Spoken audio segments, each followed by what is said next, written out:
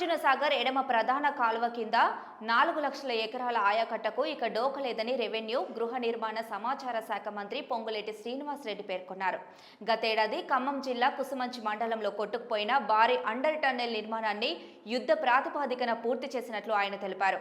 ఆదివారం రాత్రి పాలేరు జలాశయానికి దిగువన సాగర్ ఎడమ కాలువపై చేపడుతున్న యూటీ పనులను ఖమ్మం జిల్లా కలెక్టర్ అనుదీప్ దురిశెట్టితో కలిసి ఆయన పరిశీలించారు. గతేడాది సెప్టెంబర్లో కురిసిన భారీ వర్షాలకు యూటీ కొట్టుకుపోగా రైతులకు ఇబ్బంది కలగకుండా తాత్కాలిక మరమ్మతులు చేసి ఆయకట్టకు సాగునీరు ఇచ్చినట్లు చెప్పారు. శాశ్వత ప్రాతిపదికన 14.20 కోట్లతో నిర్మాణం చేపట్టి పూర్తి చేశామని, దీనివల్ల పాలేరు నియోజకవర్గంలోని 1.33 లక్షల ఎకరాలకు సాగునీరు అందుతుందన్నారు.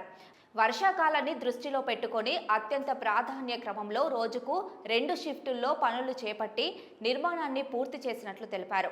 సోమవారం ఉప ముఖ్యమంత్రి బట్టి విక్రమార్కతో కలిసి ఎడమ ప్రధాన కాల్వకు 1500 క్యూసెక్ల నీటిని విడుదల చేస్తామని అన్నారు.